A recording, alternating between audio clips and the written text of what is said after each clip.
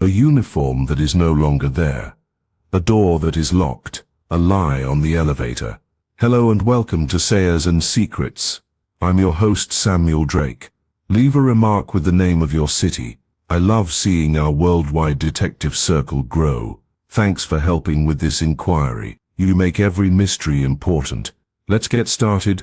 It started with a squeak, which is how these things usually start. I know every click, thump, and creak of the brownstone's boards, like a guy knows his own heartbeat. So when I heard a plaintive little squeal, halfway up the front stairs, shortly after 11 o'clock, I knew it wasn't Fritz with a box of vegetables, or the mailman with a pair of shoes that were too big. It had an edge, thin, apprehensive, and unsure, and then it turned into a knock, not nice enough for the cops, and not urgent enough for a salesman. I was in the front room, trying to balance Wolfe's orchid bill with the monthly detective expenses, which I thought were about to clash. Of course, Wolfe was in the plant rooms on the top level, saying beautiful Latin nothings to 1,000 flowers that would never pay rent.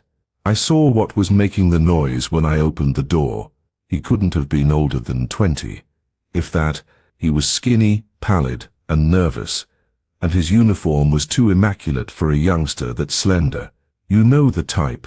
The kind of boy who shines his buttons twice, yet forgets to iron his socks. The cap he was holding says Quinby Towers, which is a posh apartment building on the east side. He looked like someone who had just been fired, or was going to be. "I need to see Mr. Wolfe," he murmured, as if he were putting it on for size. I let my gaze dwell on him for a moment. Every man with a problem and a cab fare. "Do you have a name?" Rennie Valjucci. "I run the elevator at the towers," he said, licking his lips. "Something unusual has happened. Something is wrong. I don't think it's a crime though.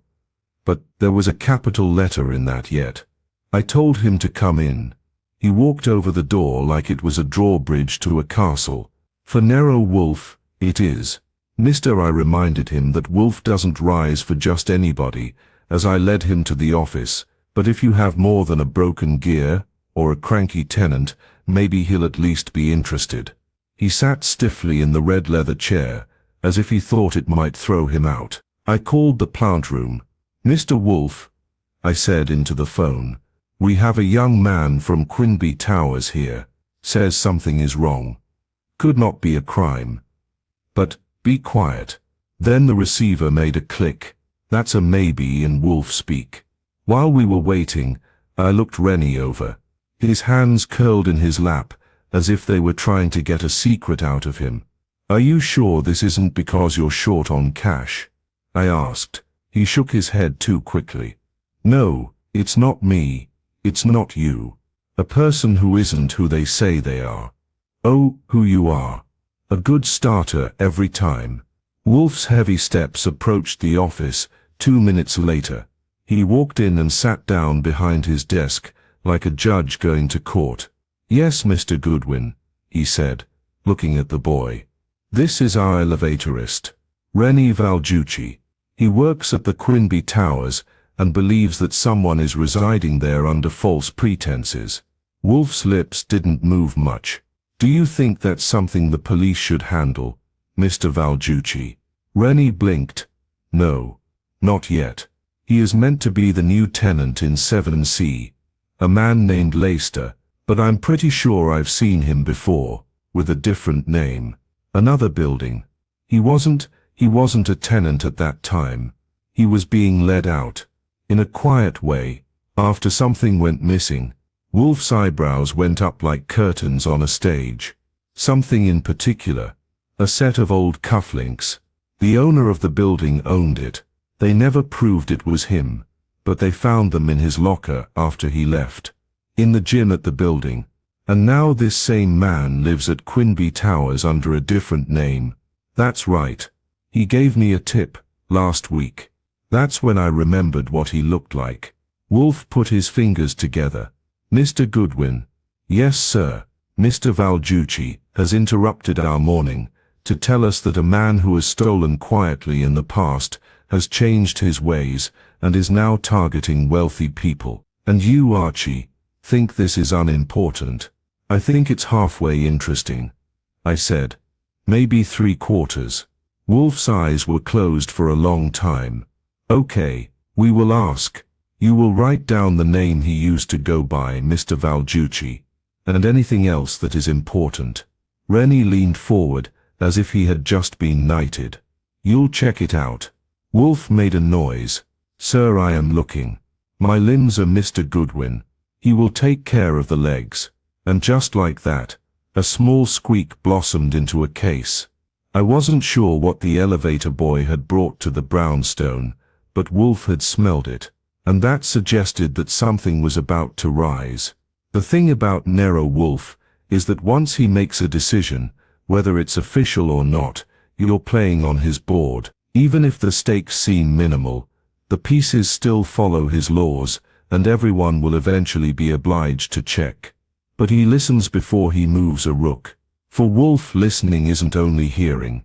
It entails thinking about, adding up, sorting, and most dangerously, moving things about. When little Rennie Valducci wrote down a name, Elliot Dre, and gave it to Wolfe with shaking hands, Wolfe had already gone from being passively interested to quietly determined. He didn't let on though. No. Wolfe only nodded once and slid the paper under the corner of a blotter, like it may be something Fritz had mislaid on the grocery list. He told Mr. Valducci, "You can go," without looking at the boy. "Mr. Goodwin will get in touch if he needs to. But don't you need more?" Rennie's voice was little but strong. Wolfe remarked, "If you are right, I will soon have more than enough. If you're wrong, I've wasted 10 minutes, and Mr. Goodwin's cab fee. Both are survivable."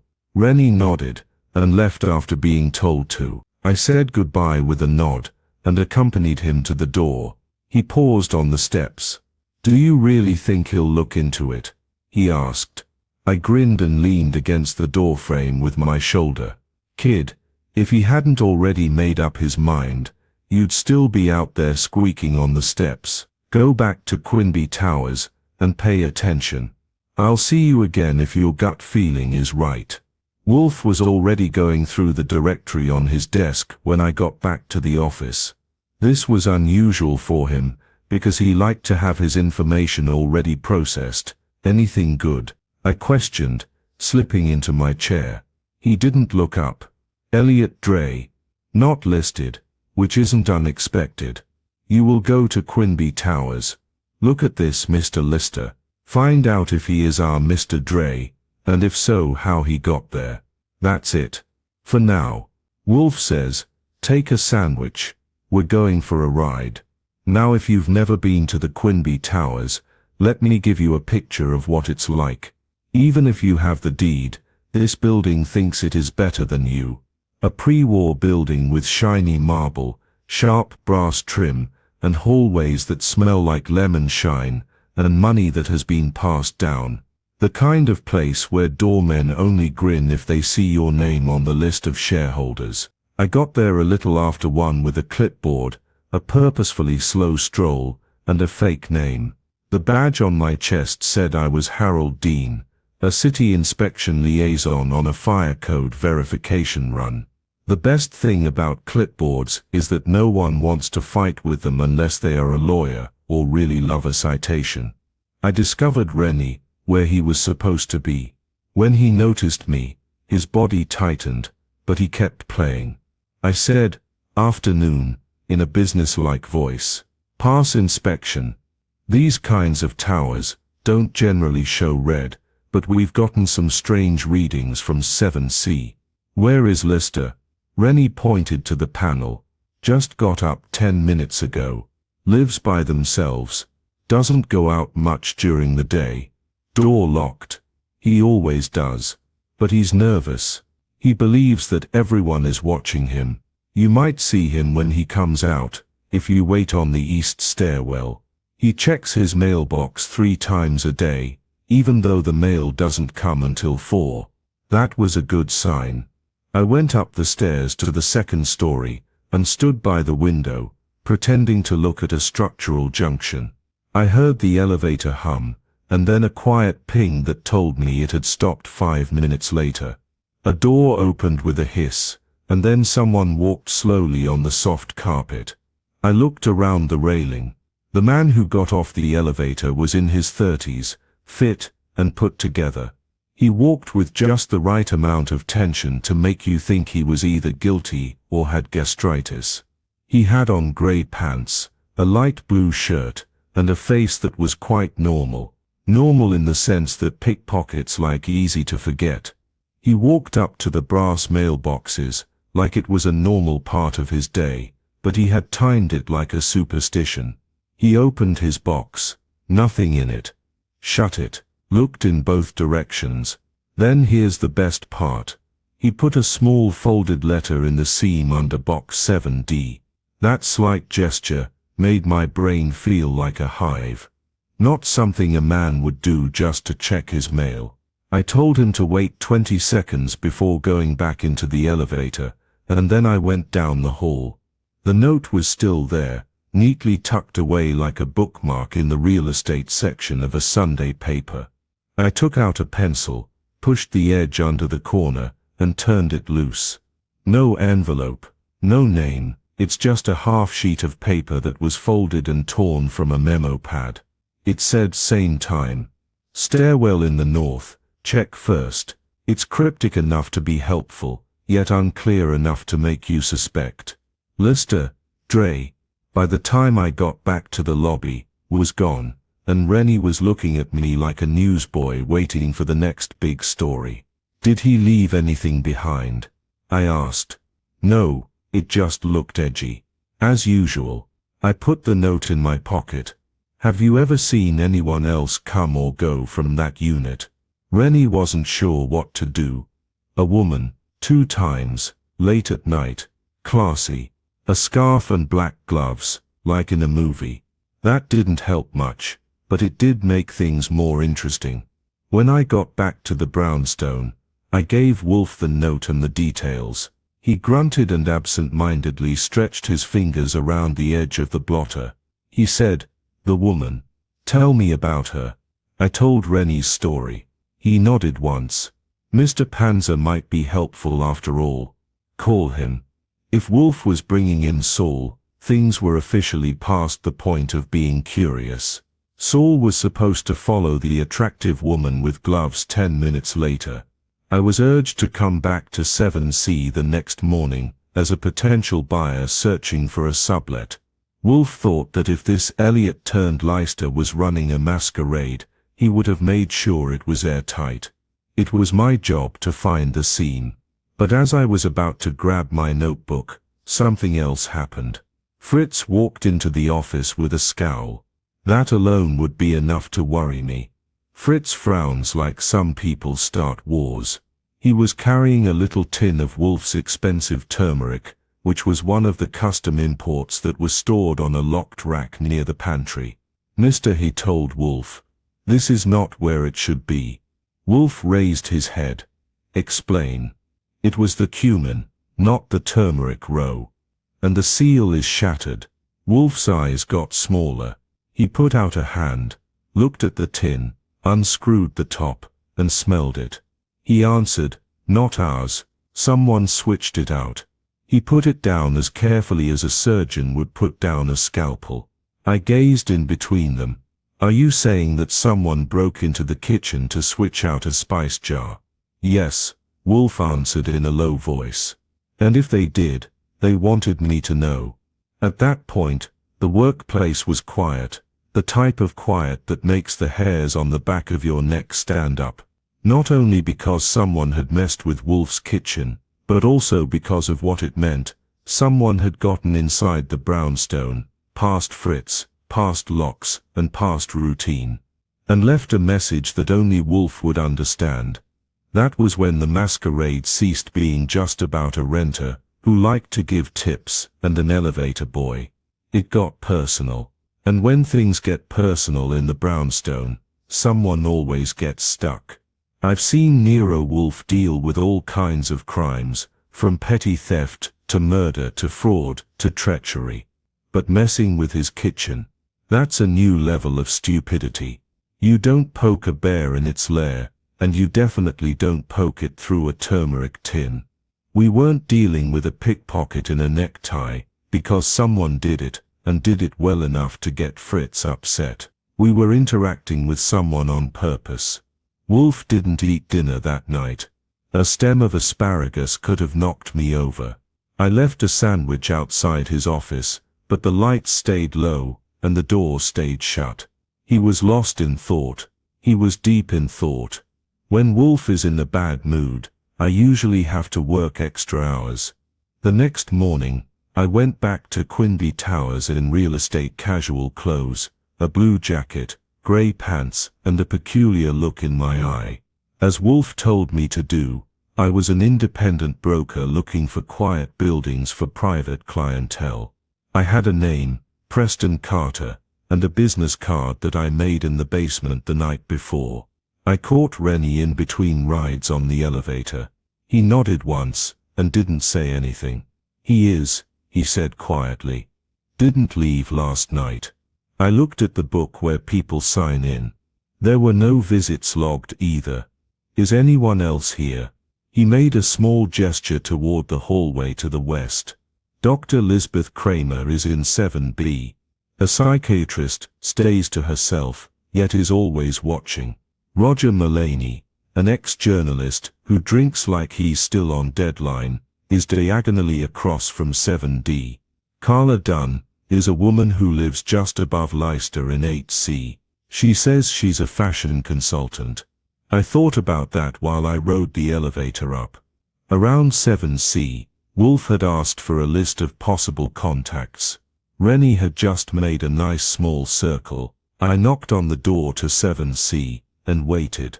A long break, then the door opened a little bit, with the chain still on. Yes, the voice was smooth, careful, and male. Mr. Leicester. I showed him the card and said, Preston Carter, Artisan Brokerage. I have a client who wants to buy some long-term sublets, high-end privacy, and low turnover. Your unit was suggested as a possible candidate. Would you think about an offer? Another break. After that, the chain moved back. The man who opened the door had the same face as the one I saw at the mailbox. He was plain yet paid attention. His shirt was too tidy, and his hair was too carefully brushed. That, more than anything else, made it seem like he was hiding something. People who are honest tend to be messy. He said, I'm not interested. Numbers don't hurt to hear. I'm not renting. I own. Do you? I asked. I thought the Quinby group was still in charge of 7C. He blinked. It was enough to do it once. I rented from them on a sublease. Lease for a long time. Of course, I answered with a smile. Can I come in? Hold on a second. Enough to gain a sense of the area. Helps me talk to my clients. I don't think so. Won't touch a thing. No. That made the door close harder than the latch did. As I was about to leave, I looked down the hallway and saw a woman observing me from the slightly open door of 7B. Glasses, silver hair, and eyes like scalpels. She didn't try to hide her interest. I nodded to her and headed back to the elevator. 7B just logged you, I said to Rennie as I got to the lobby. He nodded. Dr. Kramer, been here for years, knows what every tenant's dog and drink order is.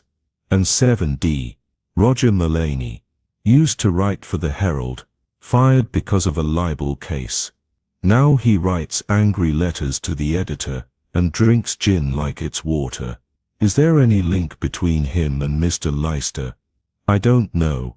They run into each other in the hall sometimes. Mullaney looks. Leicester doesn't. I didn't like how those two men with shady pasts were living under the same roof and not talking much. It either didn't mean anything, or it meant too much. At the brownstone, I told Wolfe everything in order, with names and facts. He didn't say anything until I got to the section about the psychiatrist. Doctor, you said Kramer. Yes. Quiet, sharp, and watches everything. That will be her. Who is her? He ran his fingertips along the edge of the desk. The message. The turmeric. You think she did it? I think she helped it happen. Mr. Goodwin, psychiatrists work with patterns. They look. They also change things. If our guy in 7C is a fake, and she knows it, she could be watching or helping. Why would she help him? That is your job to find out. Nice. And what about Miss Dunn? The stylish woman in 8C. Rennie says she arrives and goes at strange times. Classy. Personal. Maybe the guest who wore gloves earlier. Wolfe's eyes narrowed. We should keep an eye on her. Saul, call. Give him to her again. I want to know where she is going. And when. And what about Mulaney? That one you will engage. Do you want me to drink with him? If needed.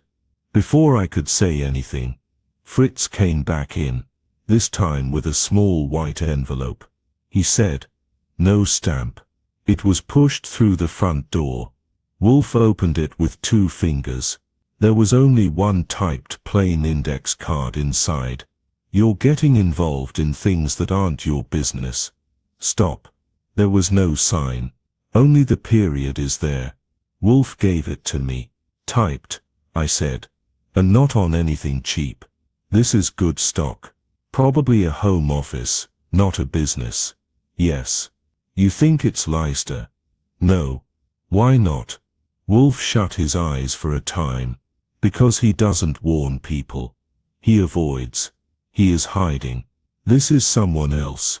Someone who wants the deception to go on. The circle was getting smaller. We were not who we said we were in 7C. A message fell into the seam of a mailbox. A woman with black gloves on. A can of fake turmeric. And now a typed warning that was delivered to our door like a pie cooling on a windowsill. I could feel it beating now, the way all the parts were pushing against one another. Someone was putting on a show, and Wolfe had started to lift the curtain. Saul had called by the end of the day. Miss Carla Dunn had been to an antique watch repair shop on the Upper East Side, a private club off Park, and a bookstore that is known for having rare out-of-print memoirs. She was either a rich person or a scavenger. Wolfe said, "The club." Which? Saul said, "Wickham. Only for members." She signed in with her own name. Wolfe grunted.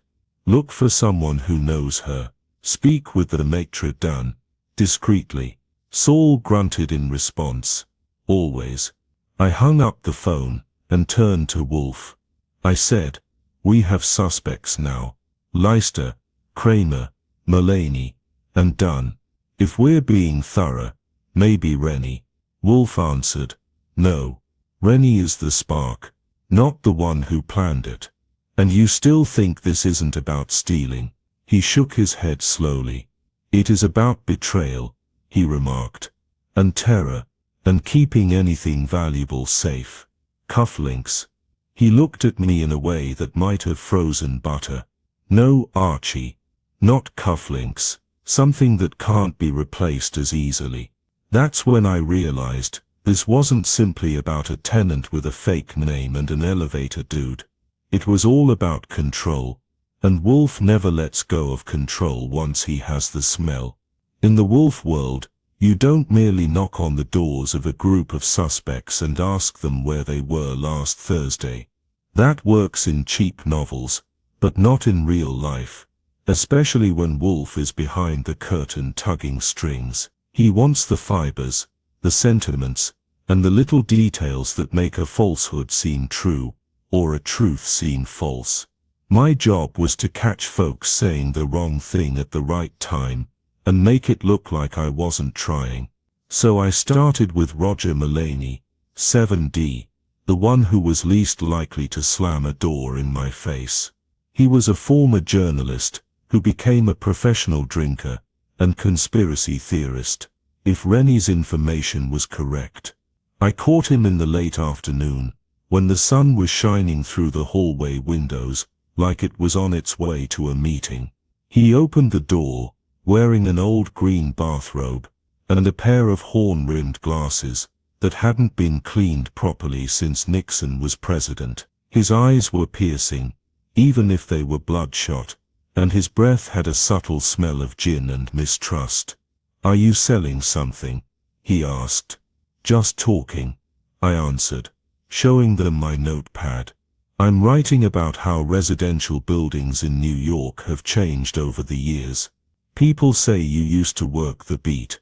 His mouth moved like it wanted to smile, but it was too exhausted. "Who's paying?" I said. "Freelance. Maybe Metro Monthly, if I pitch it right. You are the only person in the building who has published work. I thought I'd start with you." He moved out of the way and motioned me in with a weak hand. The apartment looked just like I thought it would.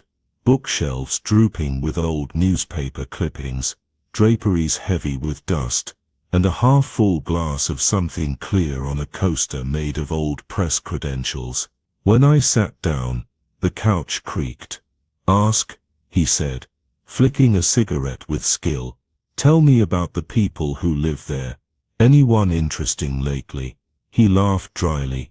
"All of them are interesting, but it depends on how much gin you drink. But yeah, a few. For example, that Leicester guy in 7C. Keeps strange hours, always on edge. Doesn't want to be talked to. Never gets packages. Does that seem unusual to you? In a building with a lot of subscription boxes and grocery deliveries, yes. Everyone gets something delivered, but not him. Not even the laundry.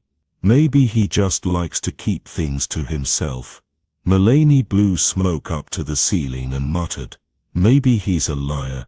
I've seen people like him before. I did exposés in the 1980s. Mr. What was your name again?" I said. "Carter. Preston Carter." "Okay. I've met guys like him before. Men who were hiding something. That guy pays more attention to the stairs than the TV. You only do that if you think someone is coming for you. Do you think anyone is?" Behind the smoke, Mulaney's eyes shone. "In this city, always. The question is, who and why?" I shook Mulaney's hand, and gave him a quotation for the fake piece that Wolfe would never publish. He might have been a bitter old man, but his radar was still working, and he had picked up something bad in 7C. Dr. Lisbeth Kramer is next on the list. I saw her in the lobby, as she got down the elevator with a purse over her arm. She seemed like she already knew what I wanted. Before I could say anything, she said, "You're not really a journalist. You're here for Leicester." I stopped for just a moment, to give her credit. "What makes you think that?" She said, "I'm a psychiatrist. I pay attention." We moved to the alcove by the mailboxes. She didn't let me in, but she didn't leave either. I said, "You saw him. What stands out?" Dr. Kramer fixed her glasses. "He's careful, figured out. Not worried in the usual way, but more vigilant. He's practicing for a part, a role. Yes. People who lie well have to make up whole personalities. When he forgets how he's supposed to act, I've seen him break character for a second." I once said something casual about opera. He replied he adored Puccini, then blinked twice and said he had season tickets to the Met. The name he offered didn't match the list of box holders. "You looked. I have a friend who works there." She stated it like it was the most normal thing in the world. It was probably true for her. "What do you think he's keeping from you?" "His past," she remarked simply, "and maybe even his future. I don't know what he's going to do, but I do know he's getting ready." It wasn't ambiguous enough to be empty, but it also wasn't sharp enough to be useful. But that made the masquerade even more real. "Did you leave anything behind here recently?" I asked. "How about a note?" She smiled a little with her lips. "Mr. Goodwin, If I wanted to say something without anyone knowing who I was, it wouldn't be through turmeric. So she knew me. Wolfe wouldn't be happy, but I wasn't shocked. People like her always know. By the end of the day, I had looked into 3 of the 4 people on Wolfe's suspect board. Carla Dunn was the last one. You can't just knock on a woman's door and inquire if she's been leaving strange messages. You need to be classy, so I went with her instead. I saw her leave just after dusk. She was wearing a navy coat, with a high collar and sunglasses that were 3 hours too late. She walked like she was used to getting attention, but didn't want it. Her heels clicked softly, and her strides were quick but controlled. I followed her for 6 blocks, down Madison, and then west onto a side street full with antique stores. She walked into a small store that looked like it sold things that used to belong to silent film stars and failed barons. I snuck in 2 minutes later, pretending to be interested in a cane that might have belonged to Buffalo Bill. I watched her talk quietly to a man behind the counter from behind a display of cigarette cases. She gave him a small box, which seemed like ivory, or something like, and he took it to the back without saying anything. She didn't look around, she stayed. That was cool. The man came back after a minute, and offered her something in return. It was too little to see clearly, but it went into her coat pocket. I went with her. She didn't go home right away. She headed east again, and went via a side door to the Wickham Club. Saul had brought it up. Personal, costly, not obvious. I didn't try to go in with her. Wolfe wouldn't let people break into clubs unless there was murder or extortion involved, and we weren't there. But Wolfe listened to my report at the brownstone with the same stillness as always. He only moved his right index finger, tapping the desk like a man counting heartbeats. And the box? He asked. Not big enough to be jewelry. Could have been a memento. She gave it to the shopkeeper, and he gave her something in return. She is sharing secrets, Wolfe said, softly. Secrets with people who sell antiques, with antiquarians, Mr. Goodwin. Dealers in time, not just trinkets. At that point, Fritz interrupted with a folded sheet instead of spices. He said, "Just found this. Under the cushion of the red chair in the living room. I cleaned that area with a vacuum yesterday." Wolfe picked up the note, opened it, and looked it over. This time, he squinted his eyes. I turned around and stared at him. It was typed again. Short. Cut. He lied about why he came to the building. It wasn't about renting out a room. He wants to find someone. Wolfe put the note on the edge of his desk. "People are starting to turn on each other," he remarked. "What does that mean?" "Which means they aren't sure anymore that they're on the same side. And us. We are the audience," Wolfe stated, "until we become the judge." I didn't know who left that note, or why it was left so close to the orchids and Persian rugs, but one thing was evident. The Masquerade was falling apart. And inside Quinby Towers, someone was getting ready to take off their mask. When anything has been messed with, a certain kind of stillness comes over the brownstone. It's not the sort that comes from focusing or digesting. It's the kind that hangs around when Wolfe thinks someone has crossed his line. We had the tin of turmeric. We had the envelope on the floor. We found a message in a chair cushion that shouldn't have been there unless Fritz had started sending psychological telegrams between dustings. It had a meaning. And not simply that someone was snooping around. It means they knew exactly where to hide and what to plant. Someone was playing the game inside Wolfe's house, and they were doing a good job of it. Wolfe didn't say anything over dinner that night, which was rack of lamb with a sangiovese that Fritz swore by. Instead he chewed slowly, and looked at the folded letter he had put next to his water glass like it was a menu.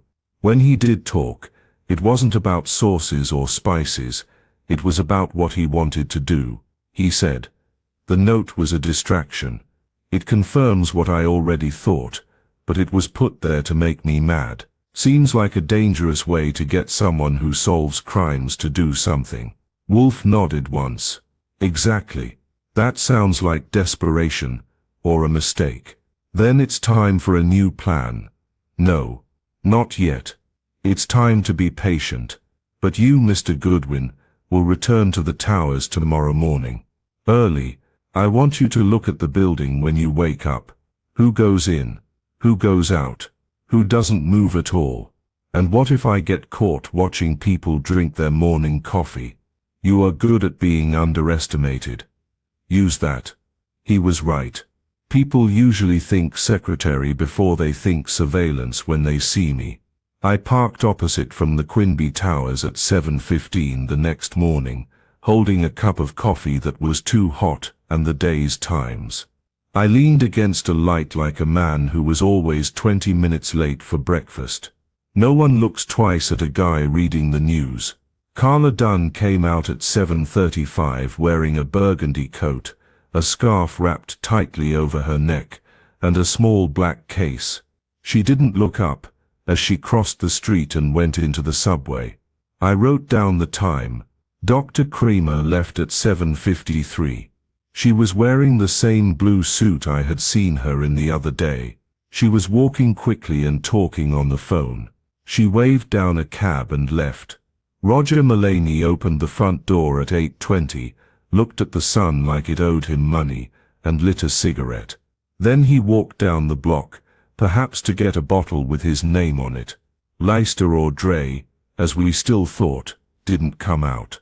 Not at 8. Not at 9. Not at 10. Around 10:20, Rennie came out for a break.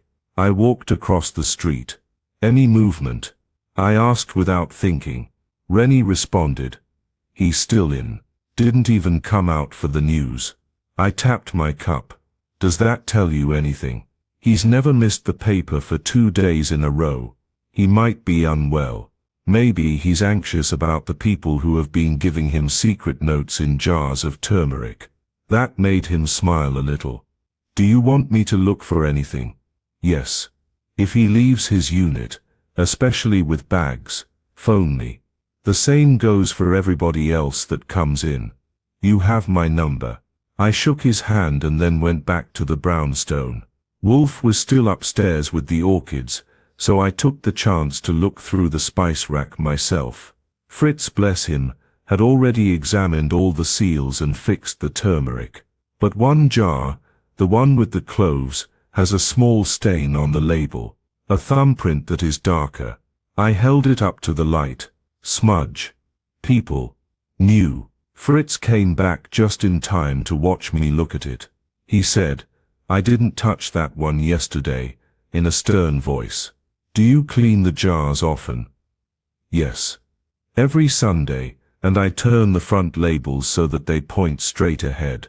Mr. Wolfe likes it better. I nodded.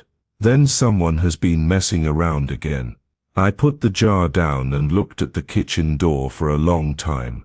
Whoever had come in had done it without leaving a mess, a trace, or even a sound. It was like surgery. That brought us back to the excellent doctor, or someone with the kind of training that includes gloves and being careful. When Wolfe came down at midday, I told him about what had happened in the morning and the cloves episode. He put his fingertips together. They're getting braver. You think someone is looking for something, maybe. Or putting up a show. Staging what? Wolfe didn't respond straight away. Instead he got up, which was unusual for him, and headed to the window. He answered carefully, if someone has broken into this house twice, they are not just watching, they are trying things out. Trying out what? Entry? Risk? Wolfe responded. With trust, with limits. That didn't sound good to me. Wolfe thinks that boundaries are more than just physical, they're also moral. If someone was prodding them, they were asking for trouble. The real change happened the next morning. Rennie called at 8:15, and his voice was low yet anxious. He left, he said. Leicester. Right now, He had a luggage and a coat on his arm, seemed pallid, anxious. By yourself. From what I could see, 5 minutes later, I was out the door. I didn't see Leicester, but I did see Carla Dunn talking quietly to Mulaney in the lobby. That combination was new. When I came in, she turned. Mulaney gave me a half salute, and then left, back again. She said. I never left. She turned her head. You're not hiding it anymore. Not from you. She replied softly. You know, if someone is chasing a ghost, they might just find smoke, or ash, I said. Depends on what burned. She smiled a little, and then left. I called Wolfe from the street. I told him, Leicester's on the move. Then they changed their plan. You think they're all in on it? No. But some are. The note on the chair showed that there was disagreement within the group. What do you want me to do? Follow him, Wolfe ordered. Find out where he ends up. Don't face him. I found Leicester at a little hotel off Lexington. He signed in as Thomas Wren. That was 3 different names for me. I waited until he was settled, wrote down the room number, and gave it to Saul, who was better at long-term surveillance than I ever wanted to be. That night at the brownstone, Wolfe didn't say much. He looked at the blotter for a long time, before finally reaching for the note from the cushion. He replied, We are now beyond just lying. Explain what beyond means. There is a plot, Wolfe said quietly. One that doesn't depend on crime, but on hiding. Covering up what? Wolfe looked me in the eye. Of identity. Of the past, and maybe even of guilt. He sighed and sat back in his chair. It's time, he continued, to move our pieces around. I wasn't sure what that meant, but I did know that when Wolfe declares it's time to move the board, someone is about to lose a night. And the mask, it was beginning to come apart at the seams. When Nero Wolfe says it's time to move the pieces, he doesn't mean he's going to jump out of his chair and run to Quinby Towers in a trench coat. It implies he's going to stay even more motionless, while the rest of us run around like chessmen with aching feet and no clear orders. He doesn't run after the flames. He opens a window and lets the smoke come to him. The smoke got thicker that morning. Saul called from a phone booth, 2 blocks from the Lexington Hotel, while I was at my desk writing down Leicester's 3rd alias. He left, he stated in a clear voice. Checked out just before 8. He didn't take anything with him. No bag, no bags in sight. Did someone follow him? No. But he was waiting for someone. Who? I didn't see. He turned off 3rd Avenue and headed down to the Metro on 51st Street. I followed him all the way to Grand Central. Then he was gone. Quick. He knew which pillar to hide behind. Do you think he saw you? I don't know. If he did, he didn't freak out. Just rewrote it. That wasn't a good thing that happened. This isn't the first time a man has known how to disappear in a throng. Wolfe grunted and pointed to the red chair, where the second anonymous message had been located, when he got back to the brownstone. They are now responding, he said. Not just moving. Responding to us. Yes, and to one another. Do you think someone told him to leave? Or made threats against him? Or both?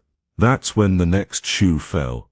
Fritz came to the office door, holding a small black thing between 2 fingers, as if it had teeth. He answered. I found this in the pantry, behind the baking pans. I got up. It was a device for listening. Little. Now. Most likely powered by batteries. No wires. There are no lights that blink. A tiny mic head, a case, and a smart little clip are all you need. I had seen a handful before, usually in divorce cases. Once in 1953, Wolfe busted a blackmail case in a boardroom. Wolfe didn't touch it. He leaned forward and looked at it like it had just crawled out of a cabbage leaf. "I guess it works," he asked. "I can have it tested," I said, writing it down. "You will? Today?" Fritz looked pallid. That alone showed us how bad it was. Wolfe said quietly, "Whoever planted it has been inside. Again. At least 3 times. He didn't say anything. He was thinking about something else. I gave the bug to a friend who owed me 2 favors, and a bourbon. He said it was live and tuned to a narrow-band FM frequency, which was possibly picked up by a car or an apartment close. High quality. By late afternoon, I had told Wolfe what I had found. He listened, nodded once, and didn't say anything. After that, he called Saul. "I want to see all 4, he said. "Kramer, Mulaney, Dunn, and Valducci." I raised my eyebrows at that. "Even Rennie?" Wolfe said. "He has access. And he knows the building's rhythms better than anyone else. That gives him worth. And weak." I didn't fight. Saul's network was up and running by the next morning.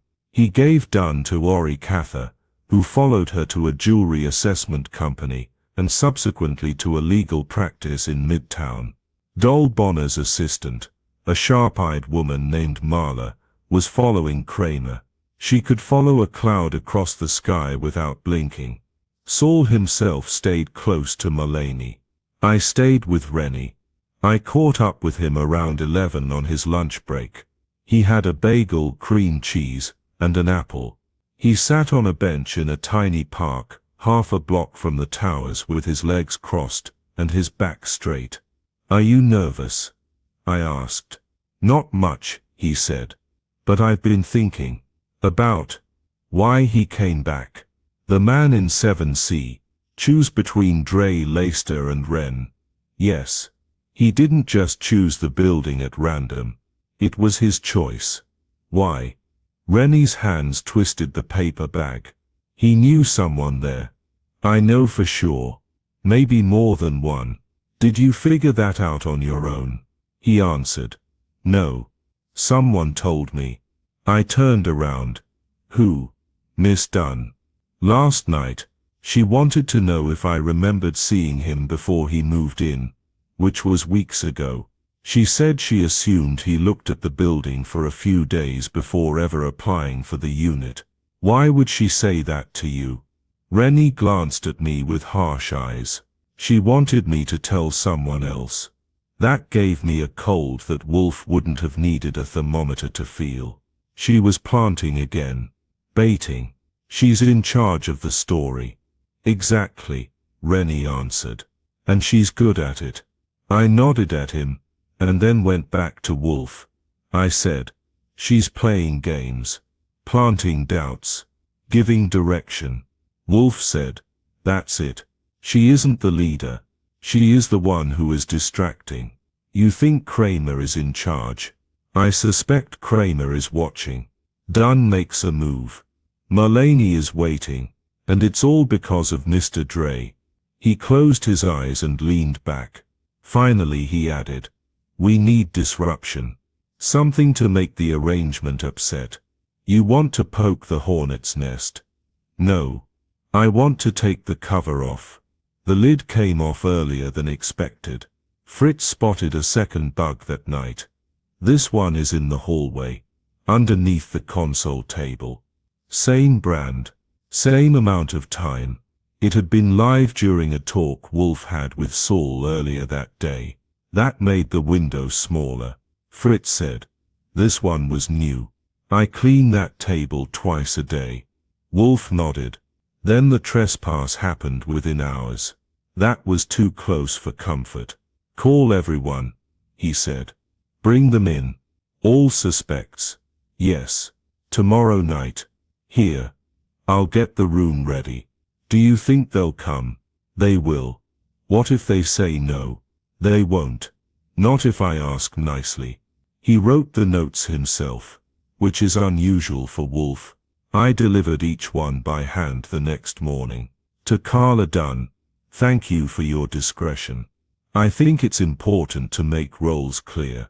Please come to my house for a meeting at 6 o'clock sharp. To Dr. Kramer, your insight has been helpful. I need you to come in for one last meeting. Mulaney, you might want to see how your theories work out. It would be an honor for you to come. To Rennie, I trust you now. I hope you'll be there in the end. No threats, no requests. Wolfe's velvet-gloved call was all it took. By nightfall, all four had answered yes to all. Fritz examined the rooms for bugs 3 times before the meeting that night. Saul also swept them. There was nothing new. Either the invader thought the show was ended, or they were getting ready for a different kind of ending. At 5:55, Wolfe sat down in his chair. The guests came at different times, and each one was more curious than the last. Mulaney was the first to arrive, still wearing the same trench coat and being careful. Next was Kramer, with her hair done up, and her glasses shining. Dunn came at 6, carrying that same elegant black case. Rennie last, apprehensive but strong. They sat down. Wolfe did not get up. He let the silence stew there like a thick soup. Thanks, he responded at last. I appreciate that you are on time. I think we're ready. There was no talking. And just like that, the last act had begun. Wolfe was ready. The charade was almost over. The office was locked up tighter than a bank vault by 6:02. Everyone was where they were supposed to be. 4 suspects sitting in a neat crescent shape facing Wolfe's desk, each with a different look of suspicion on their face. Fritz had closed the drapes. Saul was standing just outside the door, where no one could see him unless they called him. What about me? I stood by the bookshelves with my arms crossed, watching the temperature build with every word I didn't say. Wolfe, of course, hadn't moved a muscle. He sat in his throne-like chair with his arms crossed, as if he were in charge of a family reunion where someone had stolen the silverware. He said, "Thank you all for coming," in a calm, controlled manner. I called you here because things that have happened recently at the Quinby Towers and in my own home have made it necessary for us to meet. There has been lying, trespass, and now I think it's time to bring back order. Carla Dunn lifted an eyebrow. And who made you the judge, Mr. Wolfe? Wolfe said, "No one," without blinking. "But I'm the only one here who hasn't lied." That got a moment of silence. Mulaney moved in his seat. Dr. Kramer fixed her glasses. Rennie, to his credit, stayed still. Wolfe said, "Let's start with Mr. Leyster. Should we call him Mr. Elliot Dre? Or maybe Thomas Wren? His name's like his plans, can change. But it wasn't by chance that he was at Quinby Towers. He came looking for something or someone and discovered both. Do you know where he is now?" Dr. Kramer asked, and the first touch of strain crept into her voice. Wolfe said, "I do. And more importantly, I know why he left." Nobody asked. Wolfe took a moment. "He left because he was told to," he claimed. "Not by me. Mr. Goodwin did not, but by one of you. He followed the warning, because he thought you were all still following the same rules." Carla Dunn moved forward. "What deal?" "That is what I plan to find out." Wolfe opened a drawer, and took out the 2 notes that had been left for him. One that had been slipped under the door, and one that had been hidden in the chair cushion. He put them on the desk like cards. These were serious warnings. They were signs, coded to look worried, but really, they were planned. One was supposed to keep me busy. The other was supposed to make Leyster look bad, which wasn't needed. "Why do it for no reason?" Mulaney asked. Wolfe remarked, "Because there is no doubt about his guilt. Just yours." That caught their interest. Rennie looked shocked. Kramer stopped moving. Dunn's face got a little darker. Wolfe leaned back. You've all been a part of this charade, whether you meant to or not. Now we need to know what the motive is. Let's take a look at every one of you. He looked at Carla Dunn first. Miss Dunn, he added, you have been to antique stores, secret societies, and private appraisers.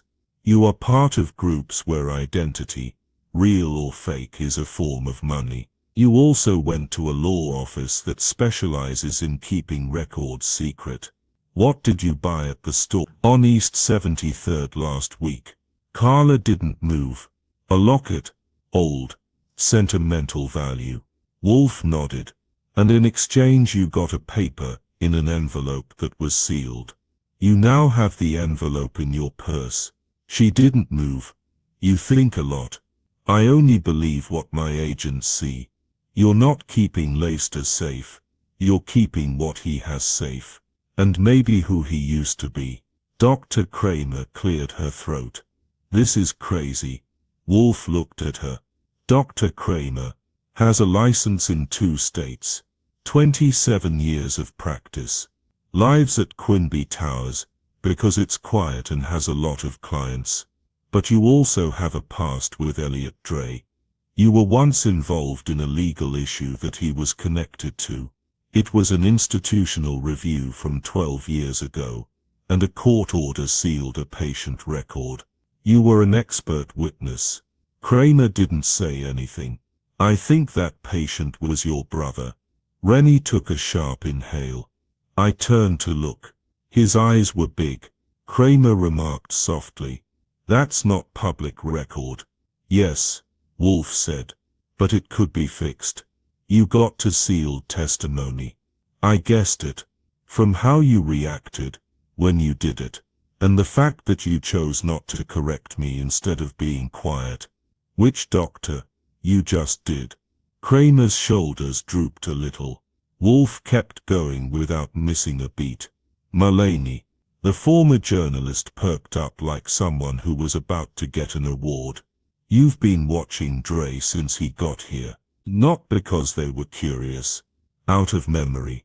You tried to write about him once. They took down your story.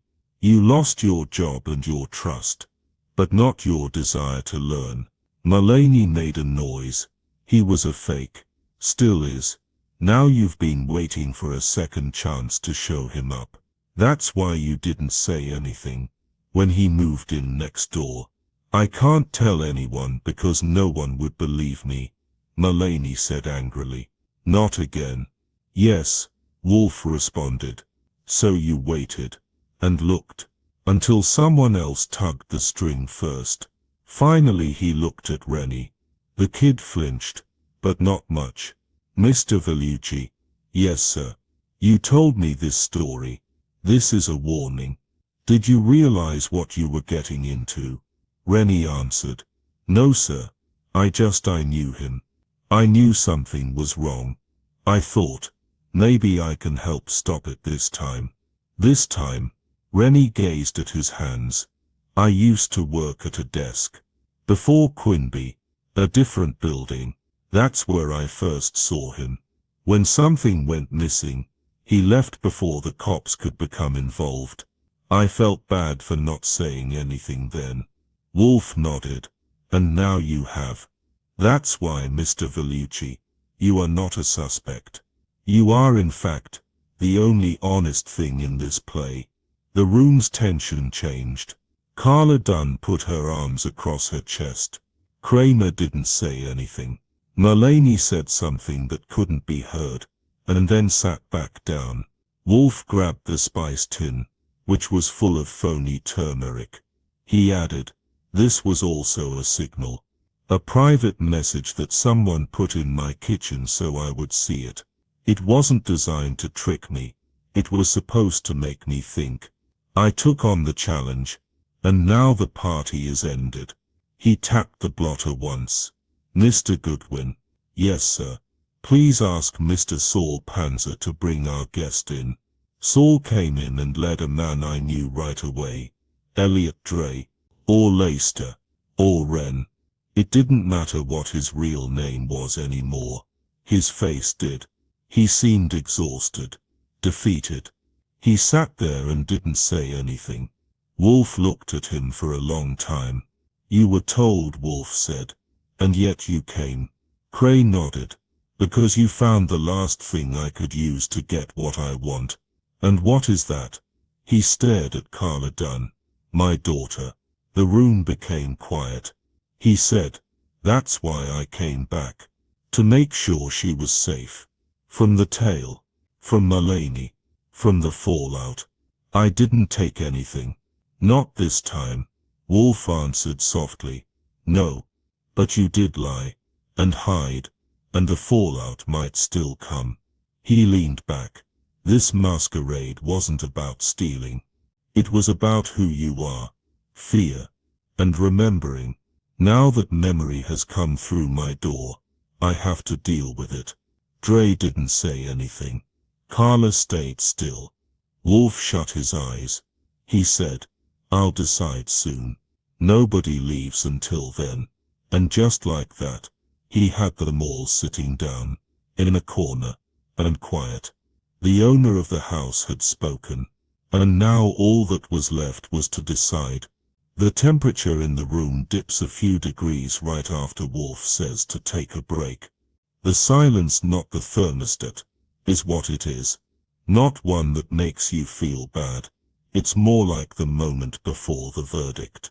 Everyone in that room realized they were a part of something bigger than the story they were telling. Wolfe was no longer merely gathering information. He was moving them around in real time, like chess pieces before they were checkmated. Saul stood at the door to the office with his arms crossed. He wasn't blocking the way out, but he made it apparent that no one could obtain a second cup of coffee without permission. Fritz was standing in the hallway. The orchids upstairs almost seemed like they were holding their breath. Wolfe broke the stillness by moving in his chair, which was a big deal for him. He said, I will now speak plainly, his voice steady but stern. Someone in this room is guilty, but it's not fair. And it isn't always against the law. Everyone stayed in their seats. No one blinked. Mr. Dre, Wolfe remarked, looking at the man with 3 names and 1,000 issues. You came to Quinby Towers to look for your daughter, Miss Dunn. Is that right? Dre nodded, his jaw stiff. He answered, I knew she lived there. I hadn't seen her since she was 12. The deal was, hard to understand. Wolfe lowered his head. Complicated is a coward's word for abandoned. Dre jumped. You lied to get into the building. You employed a fake name to stay out of trouble with the law, and to keep her safe from your past. But manipulation is protection without truth. He said, she doesn't owe me anything. Wolfe said, no, but you owe her. Carla Dunn, who was sitting to the left of Dre, looked straight ahead, and her profile was hard to interpret. Wolfe went on. Miss Dunn, he said. You knew Mr. Dre right away. You didn't tell on him. You protected him instead. You just told Mr. Valducci and Mr. Goodwin certain things, leading them to draw their own conclusions without ever saying what you thought. She turned slowly, and finally looked Wolfe in the eye. I didn't want to make him feel bad, she stated. But I couldn't trust him either. Not yet. Wolfe responded. So you set up a test. A controlled story. By saying that his presence was connected to stealing, you started an investigation without telling him. That's smart. And mean. She said. I learned from the best. In a dry voice. Wolfe didn't smile. You put the note under the cushion. Yes. The tin of turmeric. No. She said. That wasn't me.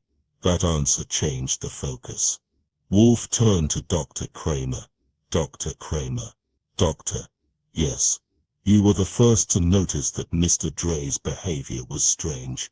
You also had special psychological information about him, not just looking at it. Your brother's case. She let out a sigh. He wasn't stable. Mr. Elliot. Dre messed with him, used him as a scapegoat in a business trial. He lost his job, and his good name. In the end, his life. There it was, quiet but very bad. She said, I've had that for years. When Dre got to Quimby, I thought, maybe I would see justice in action. But I didn't realize he was her dad. Wolfe's face didn't alter, but I saw his shoulders move a little. He was taking it all in without judging it. He said, you left the turmeric, to see if I would notice. Kramer nodded. I needed to know if someone else would finally make him pay for what he did. Not for stealing, but for who he used to be. And the first note?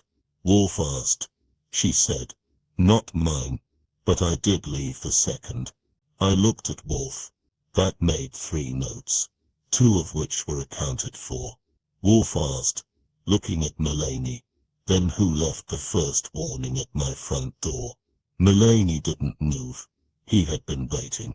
I did, he said. I knew you'd fall for it. Why? Wolfe asked. You wanted him to be seen. I wanted a stage, Mulaney said angrily. He got me fired. I couldn't obtain a job, or publish anything. All because I wanted to know what he did in that trial. The stealing, and the lying. He was safe because he had money, and the law, on his side. I wrote a note, then I got your attention. Got the ball rolling. Wolfe stated sternly. You were willing to put this house's safety at risk. I knew you could do it. Wolfe arched an eyebrow, and Fritz, who was standing just outside the door, glared at him. Mulaney leaned in. You don't know what it's like to have a truth that no one will print. I saw my chance. I took it. Wolfe was quiet for a while. After that, he looked at Rennie. Mr. Valducci. The boy sat up straighter, and his cheeks turned red. You were the only one who was honest. You saw the danger, and asked for aid. Not for glory, not for retribution, but because it was the right thing to do. Rennie nodded. I didn't think it would go this deep. Wolfe answered. The others didn't either. But neither. But now it is out in the open. Everything. He put his fingers together. This is what I think. And that's when the real show starts. My friends. Wolfe didn't walk. He didn't yell. He just talked. And each statement hit the quiet water, like a stone. Mr. Dre, who used to be Elliot Dre but is now officially Thomas Wren, went to Quimby Towers under false pretenses to get back in touch with his daughter, Carla Dunn. He thought that being anonymous would let him get close, but other people knew who he was. Dr. Kramer, via remembering and writing things down. Mr. Mulaney, out of anger. Miss Dunn, by blood. Mr. Valducci, by pure chance. He stopped for a while to let the weight of it sink in. Miss Dunn was afraid of being seen. Dr. Kramer was afraid of stillness. Mr. Mulaney was afraid of being useless. Each used notes, signs, and manipulation to guide the story. He looked back at Dre. You didn't come to steal, but you did come under a falsehood, and your presence broke the tranquility in the building. Even for a good reason. A masquerade makes people suspicious. Dre looked quite tired. I didn't mean to hurt anyone, he claimed. Just to see her. Maybe you could explain, Wolfe responded. You didn't do that, but you might still be able to fix it, if she lets. He turned to Carla, who didn't say anything. Then Wolfe said the thing that made it happen. There won't be any police. Not a court. Mr. Dre, Miss Dunn must give you written authorization before you may go back to the towers. Dr. Kramer, you will stop your private campaign of provocation. You will only write about facts, Mr. Mulaney, not revenge. Everyone nodded. And about the bugs, Wolfe said, looking at the spice rack. They weren't put there to gather information. They were put there to test my perimeter. That test is done. Wolfe then reached for the bell and rang it once. Fritz came in. "Please show our guests out." No one said anything. One by one, they stood up, gave Wolfe stiff, polite nods, and left. Rennie was the only one left. "You believe I made the right choice?" he asked. Wolfe gazed at him, and his eyes softened a little. "You kept the truth," he remarked. "That is always true." Rennie nodded, and went. The door closed with a click. Wolfe let out a breath, and finally leaned back. He said, "I want trout for dinner." Fritz nodded. "With capers and lemon?" "Yes." "And the Riesling, the Alsatian?" I shook my head, and leaned against the bookshelf. I remarked, "You know, the way you ended that was almost biblical." Wolfe said, "That's not true. The Bible is all about absolutes. This was a compromise." "Still," I remarked, "that's a pretty cool trick, bringing down a masquerade without anyone going to jail." Wolfe shut his eyes. "Mr. Goodwin, prisons are not needed for masquerades. Just mirrors." I couldn't disagree with it. And up in the attic, the orchids kept blooming quietly, unaffected by treachery, trespass, or family secrets. The brownstone was whole again. Dinner was coming, and the next tap on the door would have to wait until the next day. Wolfe doesn't often talk to himself outside of the gathering area. He likes things to be quick when the case is closed, silent when the home is empty, and only full phrases when Fritz's seasoning is off. So when he called me into the office the next morning, long after breakfast, long after Saul had left, and long after he had read the morning paper, I knew something was still bothering him. Of course he was at his desk. Folded hands, shut your eyes. The blinds let in sunlight that made a line across the edge of his blotter. As I walked in, I said, "I guess you're waiting for applause." Wolfe said, "No, applause is for actors. I am an artisan." "Then what's the encore for?" He opened his eyes. "We have finished the masquerade." "Yeah, but not the lie." I blinked. "Thought we had all the suspects." Wolfe said, "We did, but we missed the person who helped us. That one looked like a new fingerprint on a clean glass in the room." "You think someone else was involved?" Wolfe answered. "No, I know someone else did it." He took up the turmeric tin, which had been cleaned, sealed, and put back in its right place on the credenza. He thought about it as he flipped it over in his hands. "Think about what has really happened," he continued. "A father goes inside a building, pretending to be someone else to look for his daughter. 3 people, who don't know each other, know him. 2 of them are acting out of anger, 1 out of terror, but none of them directly expose him. Indirectly they all act, by writing notes, by using subtle sabotage, by watching." "Okay," I said. "We went through all of it. Kremer didn't take the turmeric. Melanie let go of the notes. Carla turned the wheel. Rennie kindled the fire." Wolfe answered, "No, Carla didn't turn the wheel. She never saw the wheel turn before it did." He gave me the spice box. He said, "There's something else. Look at the base." I turned it over. There was a label on Fritz's package that said turmeric, batch 12, Sicilian in his precise handwriting. But there was also a faint line of blue ink under the rim that was hard to see.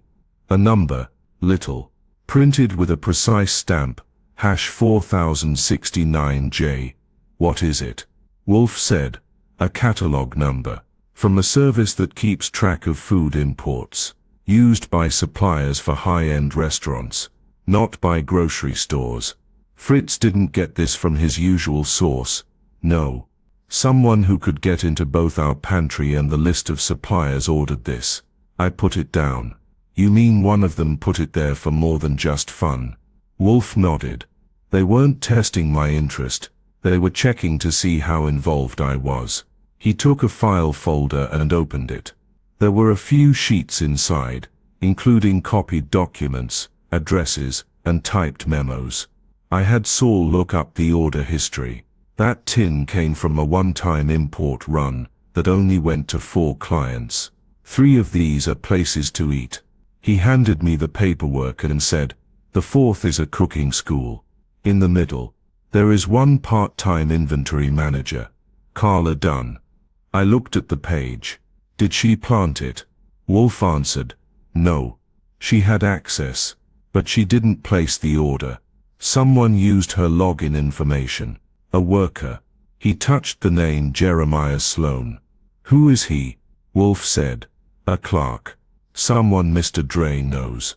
A former partner in one of his earlier business undertakings. The man who signed the leasing application under the name Lester. I ran my fingers across my jaw. So Dre didn't just show up at Quinby Towers because he was in love.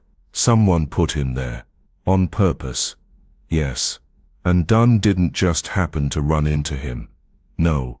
She was supposed to. Wolfe got up. I blinked once more. That doesn't happen before noon unless God steps in. Dre wanted to get back together, but he was afraid of being exposed.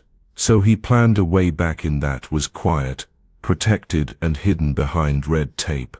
And someone gave a hand. Sloan put the papers in order. The tin was a sign. The bugs. Exams. To find out if this house might be utilized as a firewall. You think they meant to use you as a bodyguard?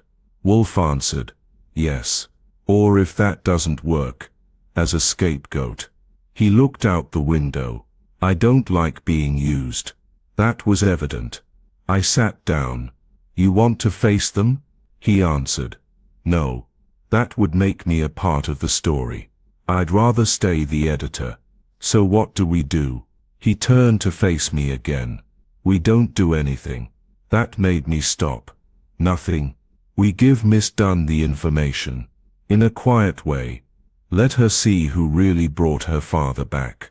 Give her the choice of how to respond. It is not our story. Yes, we were dragged in, but we are not the end. Wolfe didn't often give up power, and he didn't often trust anybody else to bring either justice or closure. But this wasn't about fairness. Not completely. It was about the truth. Wolfe always stated that truth doesn't need praise or punishment. Just exposure. I wrote a short report. Discreet. Clear. No opinion pieces. Wolfe looked it over, gave it the okay, and then had me bring it to him in person. Carla Dunn took the envelope without saying anything. I saw her eyes move over the cover sheet, and then up. She didn't seem mad, or shocked. She seemed liberated. Wolfe poured himself a glass of sherry at the brownstone, which was his way of celebrating. I guess you want to write this down, he added. Eventually. And what will you name it? I said. The Masquerade of the Elevator Boy. That doesn't quite do it anymore. Wolfe answered. No. But it will work. He took a sip of sherry and closed his eyes. I saw the room calm down. The books were in their places. The blinds made shadows on the carpeting, and the orchid journal was on top of a new stack of mail. No spice jars are out of place. No notes hidden beneath the cushions. No bugs that were planted. The brownstone was back to as it should be. Be quiet. Safe. All. You know, I continued. You never answered any of my questions. Wolfe lifted an eyebrow. Which? Why you took the case in the first place? When Rennie knocked, you didn't know what it was yet. You didn't seem really interested. Wolfe let out a sigh. Because he replied, someone tried to get into this house by telling a narrative that seemed like a coincidence. I don't allow that. Not even for a father who is lost. He answered. No. Not for a lost father. Especially. He put his drink down. Being weak does not give you a reason to trespass strategically. But sometimes it can be forgiven. He shut his eyes again. That was the most kind Wolfe ever received. And if someone ever tells you that the man is frigid, tell them that Nero Wolfe doesn't forgive out loud. But he does let people change the endings of their stories. That's all you need sometimes. After a storm, the brownstone tends to get back to its natural rhythm faster than you may think. That's part of what makes Wolfe so smart. Or maybe it's just how things are. After he solves the puzzle, his hunger comes back. The orchids need his attention again. And I get the feeling that if someone killed someone in the front hall, he would still finish lunch before contacting the police. Wolfe had made his last move in the disguise 3 days before. 3 days have passed since we gave Carla Dunn the envelope that showed not only her father's intricate lie, but also the gentle hands that were helping him come back. 3 days have passed since we cleaned the house one last time, and found no more bugs, notes or misplaced spices. Like soup, peace had settled. Wolfe was in the plant rooms that afternoon, of course. I was in the office with the window open an inch and reading a report from Saul that finished off the last part of the Dre probe. Jeremiah Sloan, the inventory clerk, who helped Leicester hide his identity and get into Quinby Towers like a foot into a worn-out slipper, had gone quiet. The building manager where he lived said he had relocated out of the city. Nothing bad, just being gone. Wolfe termed it strategic. I'd say it's cowardly. Dre hadn't talked to Carla since the meeting though.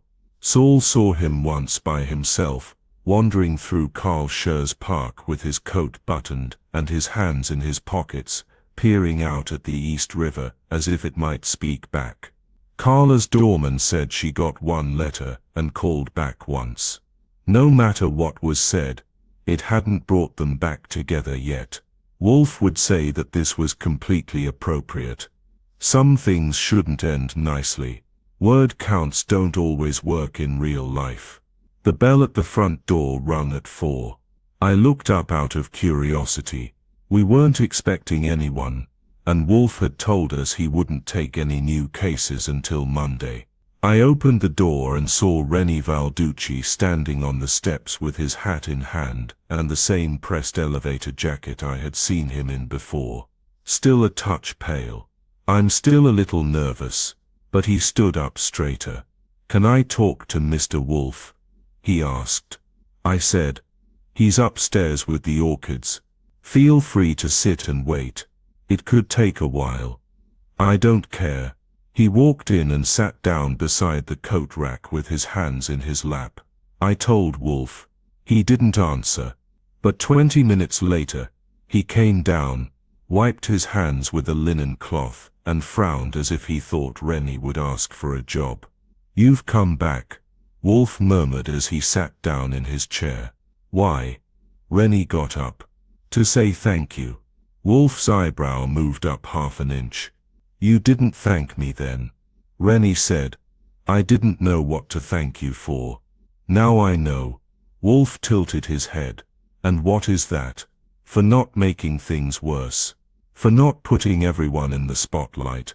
For sticking with it, even when it wasn't murder, money, or anything else that was clear."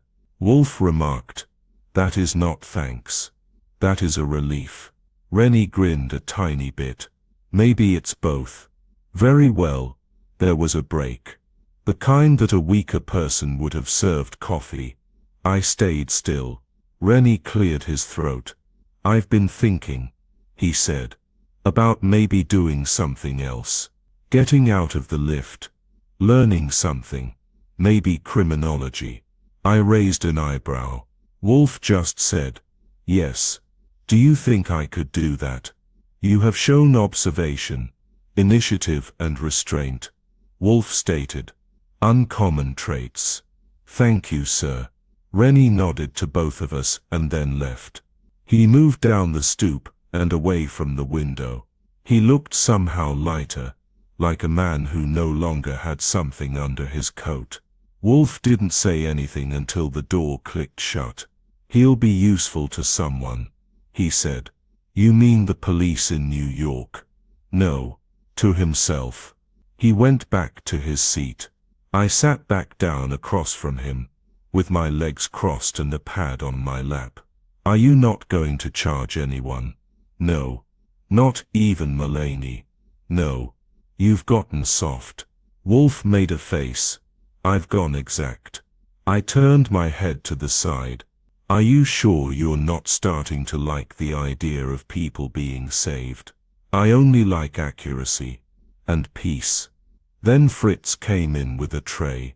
There were trout that had been poached and delicately garnished with chervil, and steamed carrots with lemon oil on the side. A bottle of Riesling that Wolfe had asked for earlier in the week was breathing on the tray. Its cork popped, and it was sweating a little in its cradle. Wolfe shook his head in agreement without saying anything. Dinner was ready. We ate in silence, and each course came on time. Fritz was back in his element, and Wolfe was back in his, one hand on a fork and the other on a cloth napkin. His mind was probably 100 miles away, thinking about root systems, French wine, and how stupid people can be. Wolfe spoke again during dessert, which was an apple tart that was crisp and not too sweet. Mr. Goodwin. Yes, sir.